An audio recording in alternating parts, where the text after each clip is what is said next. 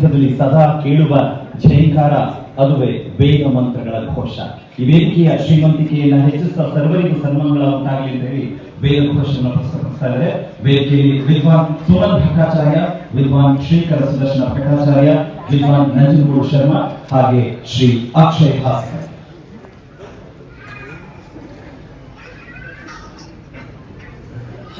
ಓಂ ಮಹಾ ನಮಃ ವಾಗ್ದೇವ್ಯೈ ನಮಃ. ಓಂ ಆಶುಶ್ರಿಶಾನೋ ವೃಷಭೋ ನ ಯುಗ್ಮೋ ಘನಃ ಶೋಭನಶ್ಚರ್ಷಣೀನಾಂ ಸಂಕ್ರಂದನೋ ನಿಮಿಷ ಏಕವೀರಶತಗುಂ ಸೇನಾ ಅಜಯತ್ ಸಾಕಮಿಂದ್ರಃ ಸಂಕ್ರಂದನೇನ ನಿಮಿಷೇಣ ಜಿಷ್ಣುನಾ ಯುತ್ಕಾರೇಣ ದುಶ್ಚವನೇನ ಧೃಷ್ಣುನಾ ತೈಂದ್ರೇಣ ತಯತ ತತ್ಸಹ ದ್ವಯುಧೋ ನರೈಷು ಹಸ್ತೇನ ವೃಷ್ಣಾ ಸ ಇಷು ಹಸ್ತೈ ಸನಿಷಂಗ್ಯಭಿರ್ವಶೀ ಸರ್ಗಸ್ರಷ್ಟಾ ಸಯುಧ ಇಂದ್ರೋ ಗಣೇನ ಸಗಂ ಸೃಷ್ಟಜಿತ್ಸೋ ಮಮಾಬಾಹುಷರ್ಭ್ಯೋದ್ವಧನ್ವಾ ಪ್ರತಿಹಿತಾಭಿರಸ್ತಾ ಬೃಹಸ್ಪತೆ ಪರಿಧೀಯಾರಥೇನ ರಕ್ಷೋಹ ಮಿತ್ರಾಗುಂ ಅಪಬಾಧಮಾನಃ ಪ್ರಭಂಜನ್ ಸೇನಾ ಪ್ರವೃಣೋ ಯುಧಾಜಯನ್ನಸ್ಮಾಕಮೇಧ್ಯ ವಿತಾರತಾನಾಂ ಗೋತ್ರವಿದಂ ಗೋವಿದಂ ವಜ್ರಬಾಹುಂ ಜಯಂತಮಜ್ಮ ಪ್ರವೃಣಂ ತಮೋಜಸಾ ಇಮಗುಂ ಸಜಾತಾ ಅನುವೀರಯಧ್ವಮಿಂದ್ರಗುಂ ಸಖಾಯೋನುಸಗಂ ಪ್ರಬಧ್ವಂ ಬಲವಿಘ್ನಾಯ ಸ್ಥವಿರಃ ಪ್ರವೀರಃ ಸಹಸ್ವಾನ್ ವಾಜೀ ಸಹಮಾನ ಉಗ್ರಃ ಅಭಿವೀರೋ ಅಭಿಸತ್ವಾ ಸಹೋಜಾ ಜೈತ್ರಮಿಂದ್ರರಥಮಾತಿಷ್ಠ ಗೋದಿತ ಅಭಿಗೋತ್ರಾಣಿ ಸಹಸಾ ಗಾಹಮಾನೋ ದಾಯೋ ವೀರಶ್ಯತಮನ್ಯುರಿಂದ್ರಃ ದುಶ್ಚವನಃ ಪ್ರಧನಾಷಾಢಯುಧ್ಯೋಸ್ಮಾಕಗುಂ ಸೇನಾ ಅವತುರ್ಯುತ್ಸೋ ಇಂದ್ರಾಸಾಂ ನೇತಾ ಬೃಹಸ್ಪತಿರ್ದಕ್ಷಿಣಾಯಜ್ಞಃ ಪುರ ಏತು ಸೋಮಃ ದೇವಸೇನಾನಾಮಭಿಭಂಜತೀನಾಂ ಜಯಂತೀನಾಂ ಮರುತೋ ಯಂತ್ವಗ್ರೇ ಇಂದ್ರಸ್ಯ ಕೃಷ್ಣೋ ವರುಣಸ್ಯ ರಾಜ್ಞ ಆದಿತ್ಯಾನಾಂ ಮರುತಾಗಂ ಶರ್ಧಪುಗ್ರಂ ಮಹಾಮನಸಾಂ ಭುವನಚ್ಯವಾನಾಂ ಘೋಷೋ ದೇವಾನಾಂ ಜಯತಾಮುದಸ್ತಾತ್ ಅಸ್ಮಾಕಮಿಂದ್ರಃ ಸಮೃತೇಷು ಧ್ವಜೇಷ್ವಸ್ಮಾಕಂ ಯಾ ಇಷವಸ್ತಾ ಜಯಂತೋ. ಶಾಂತಿ ಶಾಂತಿ ಶಾಂತಿ. ಜನಪ್ರಿಯ ಮುಖ್ಯಮಂತ್ರಿಗಳಾದ ಶ್ರೀ ಡಿ ಕೆ ಶಿವಕುಮಾರ್ ಅವರು ಹಾಗೆ ನಮ್ಮ ಗುರೂಜಿಗಳು ದ್ವಾರಕಾನಾಥ್ ಅವರು, ಸಂಘದ ಅಧ್ಯಕ್ಷರು ಶ್ರೀವತ್ಸ ಅವರು, ಹಾಗೆ ಎಲ್ಲ ಪದಾಧಿಕಾರಿಗಳು, ಮಾಧ್ಯಮದ ಬಂಧುಗಳು ಮತ್ತು ರಾಜ್ಯದ ಬೇರೆ ಬೇರೆ ಜಿಲ್ಲೆಗಳಿಂದ ಬಂದಿರತಕ್ಕಂಥ ಎಲ್ಲ ಆರ್ಥಿಕ ಸಮುದಾಯ, ಇವತ್ತು ಮುಖ್ಯಮಂತ್ರಿಗಳನ್ನು ಕರೆಸಿ ನನಗೆ ಸನ್ಮಾನ ಮಾಡೋದ್ರ ಜೊತೆಗೆ ನಿಮ್ಮ ಬೇಡಿಕೆಗಳನ್ನು ಕೂಡ ಇಟ್ಟಿದ್ದೀರಾ. ಬಹುತೇಕ ಬೇಡಿಕೆಗಳು ಬಹಳ ವರ್ಷದಿಂದ ಬಾಕಿ ಇತ್ತು. ಆದರೆ ನಾನು ಬಂದ ಮೇಲೆ 3 ವರ್ಷದಲ್ಲಿ ಮಾಡೋದು ಸ್ವಲ್ಪ ಆದರೂ ಕೂಡ ಹಿಂದೆ ಏನು ಮಾಡದೇ ಇದ್ದಿದ್ದರಿಂದ ಆ ಸ್ವಲ್ಪನೇ ಜಾಸ್ತಿಯಾಗಿ ನಿಮಗೆ ಕಾಣಿಸ್ತಾ ಇದೆ. ಆದರೂ ಕೂಡ ಇನ್ನೂ ಬೇಡಿಕೆಗಳು ಬಹಳ ಒಂದು ಅಮೆಂಡ್ಮೆಂಟು ಮಾಡಿದ್ದೆ ವಿಧಾನಸಭೆಯಲ್ಲಿ, ವಿಧಾನ ಪರಿಷತ್ತಲ್ಲಿ ಆಗಿತ್ತು. ಅದಾಗಿದ್ದರೆ ಸಾಕಷ್ಟು ನಾವು ಕೆಲಸ ಮಾಡ್ಬೋದಿತ್ತು. ಅದನ್ನು ಮುಖ್ಯಮಂತ್ರಿಗಳ ಗಮನಕ್ಕೆ ತರ್ತೀನಿ. ಈಗಲೂ ಕೂಡ ಏನು ಕಾಲ ನಿಲ್ಲಿಸಿಲ್ಲ. ನಮ್ಮ ರಾಜ್ಯಪಾಲರು ಹೋದರೆ ಕೊಟ್ಟರೆ ನನಗೆ ಆ ಕೆಲಸ ಮುಂದಕ್ಕೆ ಯಾರು ಮುಂದಾಗಿರ್ತಾರೋ ಮಾಡೋದಕ್ಕೆ ಅನುಕೂಲ ಆಗುತ್ತೆ. ಅದು ಅಮೆಂಡ್ಮೆಂಟ್ ಆದರೆ ಆರ್ಥಿಕರಿಗೆ ಪ್ರತಿ ವರ್ಷ 1,000 ಜನಕ್ಕೆ ಮನೆ ಕಟ್ಟೋದಕ್ಕೆ ಸಹಾಯ ಮಾಡ್ಬೋದು. ಮತ್ತು 35,000 ಜನ ಆರ್ಥಿಕರಿಗೆ ಇನ್ಶೂರೆನ್ಸ್ ಒಂದು 5 ಲಕ್ಷನೋ 10 ಲಕ್ಷನೋ ಇನ್ಶೂರೆನ್ಸ್ ಮಾಡ್ಬೋದು. ಮತ್ತು ಅದೇ ರೀತಿ ಪ್ರತಿ ವರ್ಷ ಕನಿಷ್ಠ 1,000 ಸೀಕ್ರೆಟ್ ಟೆಂಪಲ್ಸ್ ಅಭಿವೃದ್ಧಿ ಮಾಡಿದ್ರೆ 1 ವರ್ಷಕ್ಕೆ 5,000 ಟೆಂಪಲ್ಸ್ ಅಭಿವೃದ್ಧಿ ಮಾಡ್ಬೋದು. ಅದೊಂದು ಅಮೆಂಡ್ಮೆಂಟ್ ಗವರ್ನರ್ ಒಪ್ಪಿಗೆ. ಮತ್ತು ಇದ್ರ ಜೊತೆಗೆ ಈಗ ತಸ್ತಿಕ್ಕು ಕೂಡ ಜಾಸ್ತಿ ಮಾಡಿ ಅಂತ ಕೇಳ್ತಾ ಇದ್ದಾರೆ. ನಾನು ಕೂಡ ಮುಖ್ಯಮಂತ್ರಿಗಳಲ್ಲಿ ತಸ್ತಿಕ್ ಜಾಸ್ತಿ ಮಾಡಿ ಅಂತ ಕೇಳ್ಕೊಳ್ತೇನೆ. ಈಗಾಗಲೇ 72,000 ರೂಪಾಯಿ ಬರ್ತಾ ಇದೆ. ಏನದು ದಿನಕ್ಕೆ 6,000 ರೂಪಾಯಿ ಅಲ್ವಾ, ತಿಂಗಳಿಗೆ 6,000 ಪೂಜೆಗೆ ಮುಗಿದೋಗುತ್ತೆ. ಪೂಜೆಗೆ ಸಾಕಾಗೋದಿಲ್ಲ. ಅದರಿಂದ ಸಸ್ಯಕ್ಕೂ ಹಿಂದೆ 4 ಬಾರಿ 72,000ದಲ್ಲಿ 4 ಬಾರಿ ಸಿದ್ದರಾಮಯ್ಯವರೇ 2013ರಿಂದ 2018ವರೆಗೂ 3 ಸಲ ಮಾಡಿದ್ರು. ಈ ಟರ್ಮಲ್ಲೂ ಕೂಡ 1 ಸಲ ಮಾಡಿದ್ರು. ಅಂದರೆ 72,000ದಲ್ಲಿ 48,000 ಮಾಡಿದ್ದು ಸಿದ್ದರಾಮಯ್ಯವರು ಮುಖ್ಯಮಂತ್ರಿಗಳಾಗಿದ್ದಂಥ ಸಂದರ್ಭದಲ್ಲಿ. ಮತ್ತು ಇದಕ್ಕೆ ಶಿವಕುಮಾರ್ ಅವರು ಸೇರಬೇಕು ಅಂತ ನಾನು ಈ ಸಂದರ್ಭದಲ್ಲಿ ಅದಾದಮೇಲೆ 65 ವರ್ಷಕ್ಕಿಂತ ಮೇಲ್ಪಟ್ಟವರಿಗೆ ಒಂದು 5,000 ರೂಪಾಯಿ ಮಾಸಾಶನ ಕೊಡಬೇಕು ಅಂತ ಕೇಳ್ತಾ ಇದ್ದ.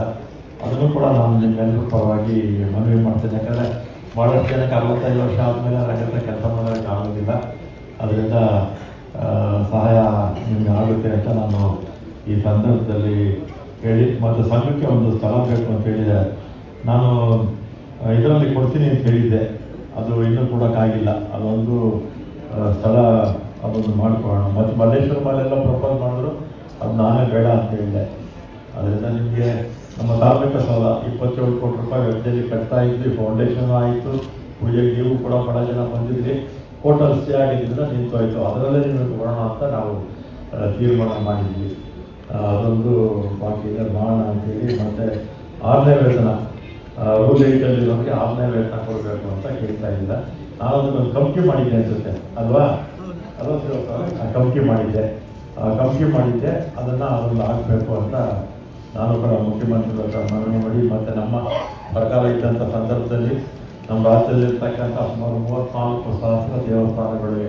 ಅತಿ ಹೆಚ್ಚು ದೇವಸ್ಥಾನಗಳಿಗೆ ನಮ್ಮ 3 ವರ್ಷದಲ್ಲಿ ನಮ್ಮ ಕಾಂಗ್ರೆಸ್ ಸರ್ಕಾರದಲ್ಲೇ ಹೆಚ್ಚು ಕೊಟ್ಟಿರ್ತಕ್ಕಂಥದ್ದು ಅನುದಾನ. ಅದು ಉದ್ಯೋಗ ಇಲಾಖೆಯಿಂದ ಒಂದು. ಆಮೇಲೆ ಶಾಸಕರಿಗೆ 25 ಕೋಟಿ 50 ಕೋಟಿ 2 ಬಾರಿ ಕೊಟ್ಟರು. ಅದರಲ್ಲೂ ಕೂಡ 25% ಡಿಸ್ಕ್ರಿಮಿನೇಷನ್ ಕೊಟ್ಟಿದ್ರು. ಅದರಲ್ಲಿ ಶಾಸಕರು ಬಹುತೇಕ ದೇವಸ್ಥಾನಗಳಿಗೆ ಅತಿ ಹೆಚ್ಚಿನ ಹಣವನ್ನು ಕೊಟ್ಟಿದ್ದಾರೆ. ಇದೆಲ್ಲ ಸೇರಿದ್ರೆ 3 ವರ್ಷದಲ್ಲಿ ಅತಿ ಹೆಚ್ಚು ದೇವಸ್ಥಾನಗಳಿಗೆ ಹಣವನ್ನು ಕೊಟ್ಟಿರ್ತಕ್ಕಂಥದ್ದು ನಮ್ಮ ಸರ್ಕಾರ ಅಂತ ನಾವು ಭಾಳ ಹೆಮ್ಮೆಯಿಂದ ಹೇಳ್ಬೋದು. ಮತ್ತು ಅದೇ ರೀತಿ ಪ್ರಾಧಿಕಾರಿಗಳು ಮಾಡೋದು ಚಾಮುಂಡಿ ಬೆಟ್ಟ, ಯಾಕಂದರೆ ಒಂದು ವರ್ಷಕ್ಕೆ 50 ಲಕ್ಷ ಜನ ಹೋಗ್ತಾರೆ. ಅಲ್ಲಿಗೆ ಹೆಜ್ಜೆ ಇಡೋಕ್ಕೂ ಜಾಗ ಇರೋದಿಲ್ಲ. ಇಲ್ಲೇ ಇದ್ದಾರೆ ಪ್ರಧಾನ ಅರ್ಚಕರು. ಅಲ್ಲಿ ಡೆವಲಪ್ಮೆಂಟ್ ಮಾಡಬೇಕು ಅಂತೇಳಿ ಪ್ಲಾನ್ ಮಾಡಿದ್ವಿ. ಏನೋ ಕೋರ್ಟಲ್ಲಿ ಸ್ವಲ್ಪ ಸ್ಟೇ ಬಂತು, ಮಾಡೋಕ್ಕಾಗಲಿಲ್ಲ. ಇದೇ ರೀತಿ ಹುಡುಗಮ್ಮಗೆ 70-80 ಲಕ್ಷ ಹೋಗ್ತಾರೆ ಒಂದು ವರ್ಷಕ್ಕೆ. ಅಲ್ಲಿರ್ತಕ್ಕಂಥ ಮೂಲ ಪುಸ್ತಕಗಳು ಭಾಳ ಕಡಿಮೆ. ಅದಕ್ಕೆ ಪ್ರಾಧಿಕಾರ ಮಾಡಿ ಸುಮಾರು 60-70 ಕೋಟಿ ರೂಪಾಯಿ ಕೆಲಸಗಳು ಸ್ಯಾಂಕ್ಷನ್ ಮಾಡಿಸಿದ್ದೀನಿ. ಅದಾದಮೇಲೆ ಕುಕ್ಕೆ ಸುಬ್ರಹ್ಮಣ್ಯ ಪ್ರಾಧಿಕಾರ ಮಾಡಿಲ್ಲ, ಮಾಡಬೇಕಿದ್ದಲ್ಲಿ ನಮ್ಮ ಇದರಲ್ಲಿದೆ. ಸುಮಾರು 700 ಕೋಟಿ ರೂಪಾಯಿ ಅಷ್ಟು, 1 ಕೋಟಿ ಜನ ಹೋಗ್ತಾರೆ ವರ್ಷಕ್ಕೆ. 700 ಕೋಟಿ ರೂಪಾಯಿ ಅಷ್ಟು ಕೆಲಸಗಳು ಸ್ಯಾಂಕ್ಷನ್ ಆಗಿದೆ. ಅದೇ ರೀತಿ ನಮ್ಮ ರೇಣುಕಾಯಲ್ಲಮ್ಮ 5 ರಾತ್ರಿಗಳಿಂದ 1 ಕೋಟಿ ಜನ ಬರ್ತಾರೆ. ಸೌಕರ್ಯಗಳು ಏನೇನೂ ಇಲ್ಲ. ಅದಕ್ಕೆ ಸುಮಾರು 225 ಕೋಟಿ ರೂಪಾಯಿ ಅಷ್ಟು ಕೆಲಸಗಳು ಅಲ್ಲೂ ಕೂಡ ಸ್ಯಾಂಕ್ಷನ್ ಆಗಿದೆ. ಘಾಟಿ ಸುಬ್ರಹ್ಮಣ್ಯ ನಮ್ಮ ಬೆಂಗಳೂರು ಭಾಳ ಹತ್ರ, ಇಲ್ಲೂ ಕೂಡ ಸಂತೋಷಕ್ಕೆ ಭಾಳ ಜನ ಹೋಗ್ತಾರೆ. ಘಾಟಿ ಸುಬ್ರಹ್ಮಣ್ಯಕ್ಕೆ ಹೋಗ್ತಾರೆ, ಅನುಕೂಲ ಇರ್ತಕ್ಕಂಥವ್ರು ಕುಕ್ಕೆ ಸುಬ್ರಹ್ಮಣ್ಯಕ್ಕೆ ಹೋಗ್ತಾರೆ. ಇಲ್ಲೂ ಕೂಡ ಕೆಲಸ ಕಾರ್ಯಗಳೆಲ್ಲ ತಗೊಂಡಿದ್ದೀವಿ. ಈ ನಾವು ಮಾಡಿರ್ತಕ್ಕಂಥ ಹಾಕೊಂಡಿರ್ತಕ್ಕಂಥ ಕೆಲಸ ಕಾರ್ಯಗಳು 2 ವರ್ಷದಲ್ಲಿ ಮುಗಿದ್ರೆ ಎಲ್ಲಿ ಒಂದು 25 ಲಕ್ಷ, ಘಾಟಿ ಸುಬ್ರಹ್ಮಣ್ಯ 25 ಲಕ್ಷ, ಉಳಿದಿರ್ತಕ್ಕಂಥದ್ದು ನಮ್ಮ ಹುಡುಗಮ್ಮ 60-70 ಲಕ್ಷ ಜನ ಬರ್ತಾರೆ. ರೇಣುಕಾಯಲ್ಲಮ್ಮ 1 ಕೋಟಿ ಜನ ಮೇಲೆ ಹೋಗ್ತಾರೆ. ಕುಕ್ಕೆ ಸುಬ್ರಹ್ಮಣ್ಯ 1 ಕೋಟಿ ಜನ ಹೋಗ್ತಾರೆ. ಅಲ್ಲಿರ್ತಕ್ಕಂಥ ಸೌಕರ್ಯಗಳು ಏನೇನು ಸಾಲದು. ಇದೆಲ್ಲ ನಾವು ಮಾಡಿದ್ರೆ ಆ ಸೌಕರ್ಯಗಳು ಪರವಾಗಿಲ್ಲ ಅಂತ ಒಂದು ಮಟ್ಟಕ್ಕೆ ಬರುತ್ತೆ. ಆ ದಿಕ್ಕಲ್ಲಿ ನಮ್ಮ ಸರ್ಕಾರ, ಕಾಂಗ್ರೆಸ್ ಸರ್ಕಾರ ಬಂದ ಮೇಲೆ ಹೆಚ್ಚಿನ ಕೆಲಸ ನಾವು ಈ ದೇವರ ಕೆಲಸಕ್ಕೆ ಆದ್ಯತೆ ನಾವು ಕೊಟ್ಟಿದ್ದೀವಿ ಅಂತ ಹೇಳಿ ಹೇಳಿದ್ರೆ ತಪ್ಪಾಗಲಾರ್ದು. ಅದು ಹಿಂದೆ ಇದ್ದಂಥ ಸರ್ಕಾರ ಇದೆಲ್ಲ ಮಾಡ್ಬೋದಿತ್ತಲ್ಲ, ಆರ್ಥಿಕರ ಬಗ್ಗೆ ಗಮನ ಹರಿಸ್ಬೋದಿತ್ತಲ್ಲ ಅಲ್ವಾ? ಯಾರು ತೀರೋದ್ರೆ 1 ಪೈಸಾನೂ ಕೊಡ್ತಿರಲಿಲ್ಲ. ನಾವು ಬಂದದನ್ನು 2 ಲಕ್ಷ ಮಾಡಿದ್ವಿ, 5 ಲಕ್ಷ ಮಾಡಿ ಅಂತ ಹೇಳಿದ್ದಾರೆ. ಅದು ಮಾಡಿದ್ದು ಸ್ವಲ್ಪ ದಿನ ಇದ್ರೆ ಮಾಡಿಬಿಡ್ತಿದ್ದೆ, ಅದೆಲ್ಲ ಸ್ವಲ್ಪ ಇದಾಗಿತ್ತು ಅಲ್ವಾ? ಆಮೇಲೆ ಆರ್ಥಿಕರು ನೀವು ವಯಸ್ಸಾಗ್ಬಿಟ್ರೆ ನಿಮ್ಮ ತೀರೋವರೆಗೂ ಕೂಡ ನಿಮ್ಮ ನಾಮಿನಿ ಮಾಡೋಕ್ಕಾಗ್ತಿರ್ಲಿಲ್ಲ. ಈಗ ವಯಸ್ಸಾದವರು ಅಥವಾ ಅನಾರೋಗ್ಯ ಇದ್ದಂಥ ಸಂದರ್ಭದಲ್ಲಿ ನಿಮ್ಮ ನಾಮಿನಿ ನೀವೇ ಮಾಡ್ಬೋದು, ಅದು ಕೂಡ ಮಾಡಿಕೊಟ್ಟಿದ್ದೀವಿ. ಆಮೇಲೆ ನಿಮ್ಮ ಮಕ್ಕಳಿಗೆ 5,000ದಿಂದ 1 ಲಕ್ಷ ರೂಪಾಯಿವರೆಗೂ ಕೂಡ ಯಾರ್ಯಾರು ಅಪ್ಲೈ ಮಾಡ್ತಾರೋ ಅವ್ರಿಗೆಲ್ಲ ಕೂಡ ಸ್ಕಾಲರ್ಶಿಪ್ ಕೂಡ ಮಾಡಿಕೊಟ್ಟಿದ್ದೀವಿ.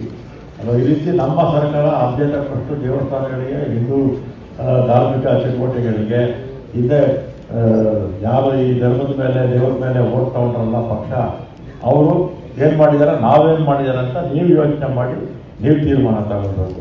ಅದರಿಂದ ಮುಂದಕ್ಕೂ ಕೂಡ ನಮ್ಮ ಈ ಸರ್ಕಾರ, ಈ ಇರ್ತಕ್ಕಂಥ ಸರ್ಕಾರ ಮುಂದಕ್ಕೂ ಕೂಡ ಧಾರ್ಮಿಕ ಕಾರ್ಯಕ್ರಮಗಳಿಗೆ, ಹಿಂದೂ ಧಾರ್ಮಿಕ ಶಕ್ತಿ ಕೇಂದ್ರಗಳು, ನಮ್ಮ ದೇವಸ್ಥಾನಗಳೆಲ್ಲ ಶಕ್ತಿ ಕೇಂದ್ರಗಳು, ಇದಕ್ಕೆ ಹೆಚ್ಚಿನ ಆದ್ಯತೆ ನಮ್ಮ ಸರ್ಕಾರ ಖಂಡಿತವಾಗಿ ಕೊಟ್ಟೇ ಕೊಡುತ್ತೆ.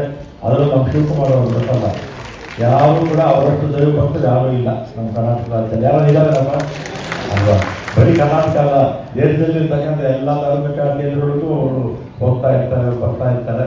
ಅವ್ರ ಕಾಲದಲ್ಲಿ ಈ ಒಂದು ಕ್ಷೇತ್ರ, ಈ ಒಂದು ಇಲಾಖೆಗೆ ಹೆಚ್ಚಿನ ಒತ್ತು ಸಿಕ್ಕೇ ಸಿಗುತ್ತೆ ಅಂತ ನಾನು ಈ ಸಂದರ್ಭದಲ್ಲಿ ಹೇಳಿ, ಈ ಕೆಲವು ವಿದ್ಯಾರ್ಥಿಗಳನ್ನ ಪ್ರಸ್ತುತಗಳು ಮತ್ತು ಪೆನ್ಷನ್ಗಳು ಇದೆಲ್ಲ ಕೂಡ ತಾವು ಮಾಡಿಕೊಡ್ಬೇಕು ಅಂತ ನಾನು ಈ ಸಂದರ್ಭದಲ್ಲಿ ಮನವಿ ಮಾಡಿ ನಾನು ರಾಜ್ಯಾಧ್ಯಕ್ಷರಾದಂಥ ಆಗಮ ವಿದ್ವಾಂಸರಾದಂಥ ಶ್ರೀವತ್ಸ ಅವರು ಹಾಗೆ ಇಡೀ ಸಂಘದ ಎಲ್ಲರೂ ಕೂಡ ಜೊತೆಯಲ್ಲಿದ್ದಾರೆ.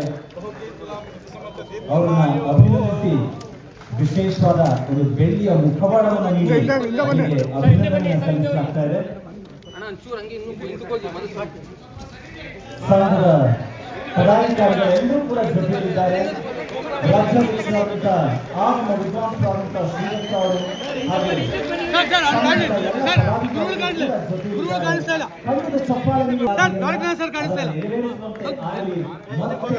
ಈ ಆಗಮ ಮತ್ತೆ ಅರ್ಚಕ ಬೇಕು, ಗಗನ ಗಗನ ಹಾಡಬೇಕು, ರೆಕ್ಕೆ ಬೀಸುತ್ತಾ ಕಂಡ ಜನ ಬೆಳಗುಕೊಂಡು ಏನು ಚಂದ ಅನ್ನಬೇಕು, ಉಹೆ ಉಹೆ ಕೂಗಬೇಕು ಮೆಚ್ಚು ತೋರುತ್ತ ಅಂತ.